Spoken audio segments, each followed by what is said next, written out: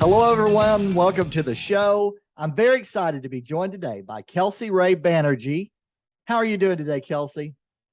I'm doing well, Andy. Thank you so much for having me. I was really looking forward to having you on the show. So, Kelsey is the co founder of Obsidian Identity. Her company specializes in user experience, content, brand identity, and copywriting to help clients grow revenue. And I've had the pleasure to work back and forth with Kelsey and collaborate. And I loved getting to know more about her solutions and how her company provides help for clients to generate more revenue and more signups. So today we're going to be talking about fine tuning your company's website for more conversions. And we're actually going to dive into the anatomy of a high converting website by showing an example. So to kick things off, Kelsey, who are you surrounded with and what inspired you to do this kind of work? Yeah, sure. So actually growing up, I grew up in a very small business focused environment. My grandfather was kind of an independent contractor for architectural renderings. I have an uncle who does kind of rubber valves and different kind of more industrial B2B work. And so I was basically building web pages and experimenting as early as like middle school, like when it first kind of came out Oh, and wow. people were Okay. getting personal computers. But I found kind of blogging and content to be my true passion. And as it happens, I ended up marrying a stellar designer who really, he's a mechanical engineer by education, a designer by trade. And together we decided to, work to provide more value for clients and for other businesses that we enjoyed working with. Absolutely. That's so much fun. You guys work together, right? And Yes. you both have your different talents and skills and what you bring, but it's so fun because you guys get to work together. So I love that. So to kind of kick things off here, what would you say are three keys to having a successful website? Right. So obviously websites are getting more and more complicated, but I think the core the fundamentals of website design and website content have really stayed the same. And the first thing is to have a very clear and concise user journey. So you want, your ideal customer to be able to navigate that website easily, and they should almost feel like they don't have to think about where to go next. The second thing is to actually follow industry specific conventions. While you want to stand out, if you look like you're not, a part of, if you're a financial advisor, but you look like, you're a fintech or a bank or something like that, if you stray too far, or even worse, you're outside of your industry altogether, you're going to confuse your target customer, and that's going to lower conversions. And then you really want to monitor your calls to action throughout your website and understand, where you're sending people, what kind of actions you want them to take on each specific page. And when you have those three things, then you have a really solid foundation to kind of keep building and growing your website. Awesome pieces of advice there. No doubt about it. Now, on the flip side of that, what would you say are two or three key pitfalls to avoid? Right. So I think the number one pitfall that I've seen, especially in the last 2 years, as sites have gotten bigger and bigger, is that the overall user navigation becomes very complicated.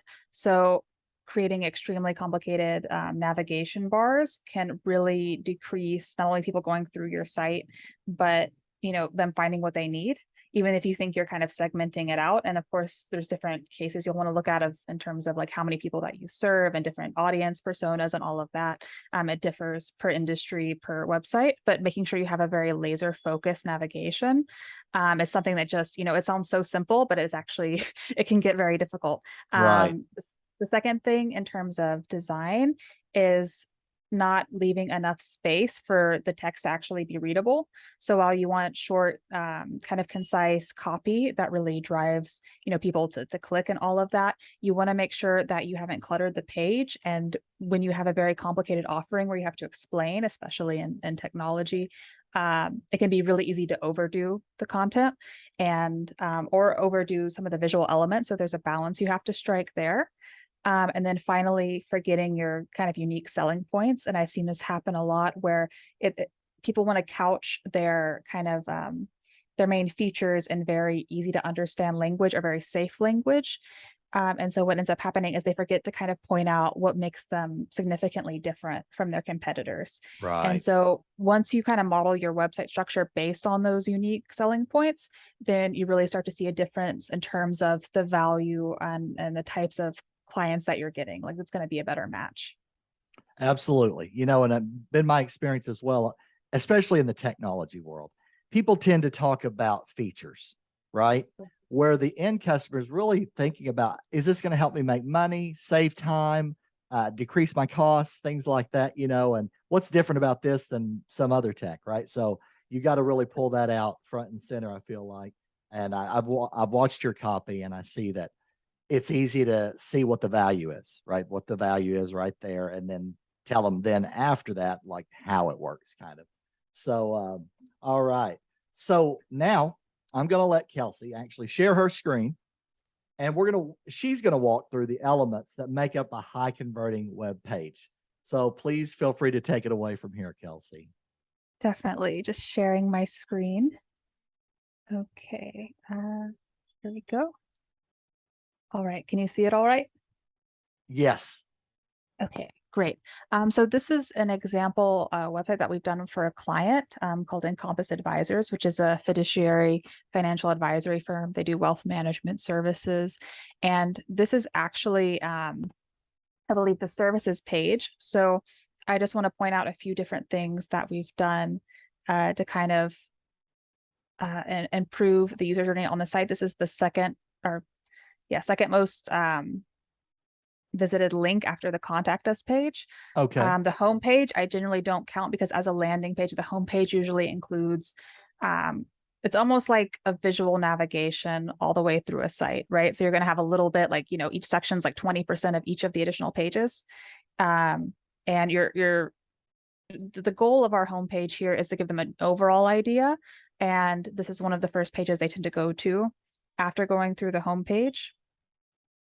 So this is kind of a better example of your overall landing page idea. So again, on the homepage, we have calls to action for booking appointment, but also for the newsletter and also for a book that the firm has published. So there's a few different things at the bottom that kind of give you that overall authority perspective, where this is a little bit more focused. And it also allowed us to kind of go into find ways to be creative with giving people immediately what they need, but also allowing them to kind of dig for more information. So I'll show you what I mean by that. And as you can see with the top here, the above the fold is very clean. There's not a lot of elements. We have this pattern here. And we have a lot of white space to make reading easier. Right. We also have maybe 7 links in the navigation, which is a bit much, but it was considerably less than there are about 20 overall navigation links in the original bar. So there were a lot of sub pages, and we basically condensed those. And what happened was people ended up spending about 37% longer going through. Well, they 8% longer per page, but they were also moving through the pages at a 37% increased rate. So we got people moving through the site more with fewer pages. Right. Staying around, not bouncing.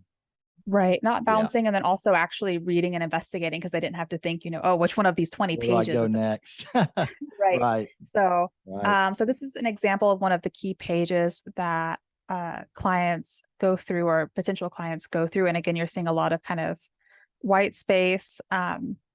We use 2 different font colors here to help making reading easier and also kind of focus on key elements. And then we use an accordion here that, it has a fancy automation, but or animation, but you have a lot of reading here if people want to read more about the specific item that they need, and if there's a call to action to make an appointment after every single one. So if they know they for sure need 401k held away account, they can go here, they like what they read, they make an appointment. Okay. So as we go down, we have some more information about qualifications. Because again, we kind of want to point out, on the services page, what makes, John Green and Encompass Advisors like a good fit. And this is a lot on his expertise and his work history here, as well as his different credentials and certifications. And then we have another make an appointment. So this page is all about getting people to get to that appointment page. We have an option to go to a portfolio, again, for the user journey. If this isn't enough, then hey, you know what, you can look and There's see, more and you know, more, right? right, like what do we invest in, which is something that we did to kind of differentiate. You know, we can be transparent about the different funds because as a fiduciary, he has different kind of advantages than going with a broker. So that, you know, for that specific industry, it was something to consider. But we really based a lot of the user journey on, you know, his USPs with that. We have a mini CTA here, which is the newsletter. And then there's more contact information and another, you know, even if someone just has a question, they can go to a booking link. So this is a very simple kind of page. And this is basically the layout across all the pages outside of the home page. Is there are usually the main CTA is to make an appointment with kind of a secondary one for the newsletter. Since moving to the website, the average conversion rate for financial advisors, just in general, is about 0.75%. We get that, and at times 1%, maybe up to 2%, depending on the CTA. So it's converting at a higher rate once we kind of reduce kind of the, you know, the navigation, the pages, we condense the information, and then we kind of laid it out in a more easy to read format that was also a little bit more I would say within its industry. So for example, I had mentioned that earlier that it's going to be industry specific. I have an example of the older website. I don't know if you can see it. Is it there? I'm still Or seeing the first one. okay, let me just quickly, I just want to show this as a quick example. Let me see. Sure. So you can see what I'm talking about industry wise. Can you see it now? Yes. Yeah, so this was the old website. You can't see all the drop downs because it's the general navigation, but this was about, you know, each tab here had a different like 2 or 3 links underneath. So he was using red, for example, which when you're talking about money, we want to be using green. So we switched to green as the main color layout. We had kind of a general hero here, which had, you know, a good CTA here, but it just wasn't specific enough to grab attention. And then we had kind of a story. It's very kind of generic, but you can see it's not really spaced in a readable way. There's a lot of content here with the 3 different columns.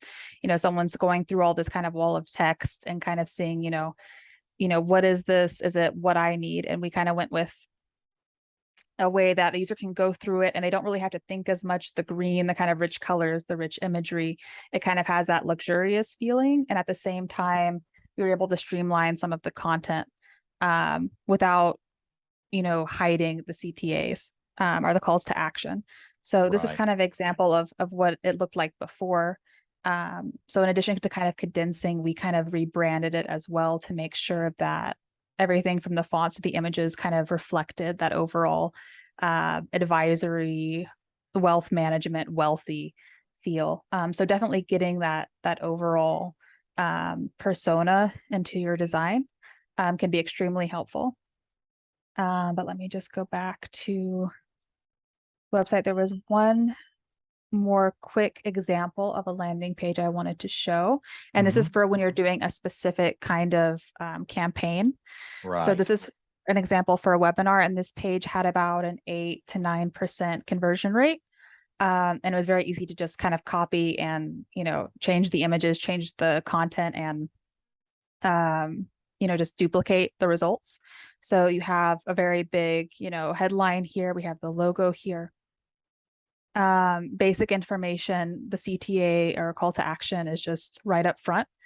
We have save your seat, which is a little bit less of a an ask than like book your webinar. You know, it sounds a little bit more conversational.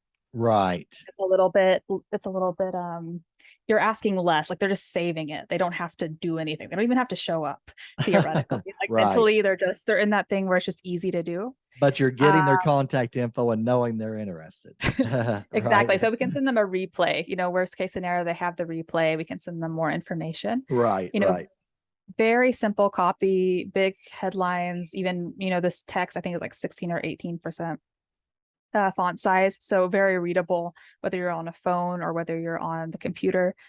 Very simple 1 paragraph, like descriptions of the key points that we're going to be discussing.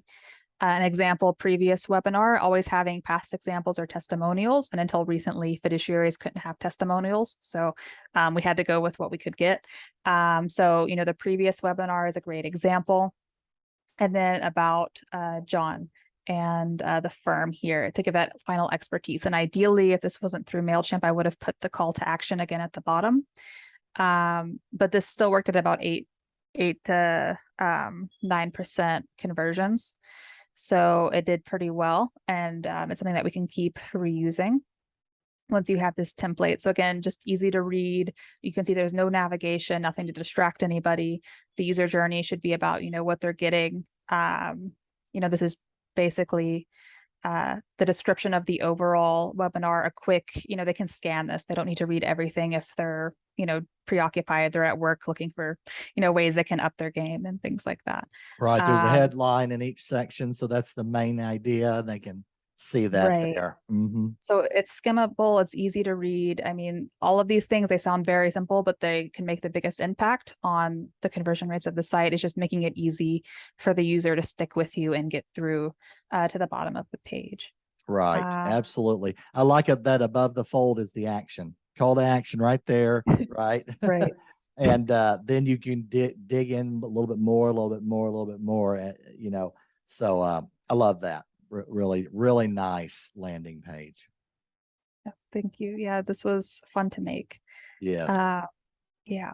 So I think those are kind of the main points that I think if you just stick with those fundamentals, like everything else will be so much easier to decide upon and test, whether you're testing colors or button sizes or the content itself or specific design features. If you just stick to those core components and just making sure that it feels intuitive, it feels easy to read, then, I think you're like 80% there in terms of, having a very company specific on brand landing page or website. Right. Absolutely. I could see how this would convert, right? I can see why it would convert. So absolutely. Yeah. Great advice there. Thank you. So should I stop the? Yes, you can stop the screen share now if you want to. Okay, I think I got all of the things. I know I kind of rushed through it a little bit, but no, that was a really good. I feel like pretty deep dive, honestly. That was really good. So thank you so much for that walkthrough, Kelsey. That's really awesome information for anyone really looking for more conversions. A lot of really good meat on the bone right there, as I say. So this last question I ask all of my guests. What would you say as a final word of advice for our friends out there listening or watching today? Right. So for me, I think as much as I work in copy and we work in design and we work in brand and all of that. Really the key for success for me and what's really helped me to grow as a professional is just connecting with other professionals. And these don't necessarily have to be directly related to branding or freelancing or specifically what I'm doing in the financial industry, but it's always given me new insight of how I can, try something new and integrate different outlooks into my work.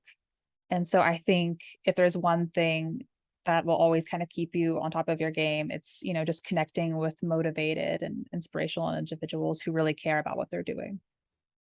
Very great advice. Awesome. I know we get to talk about every other week, basically, collaborate back and forth. And that's a lot of really very helpful for me. And really appreciate the insights that you bring. And so that's going to do it for this show for today. Thank you for watching or listening, everybody. And we'll see you again soon. Take care.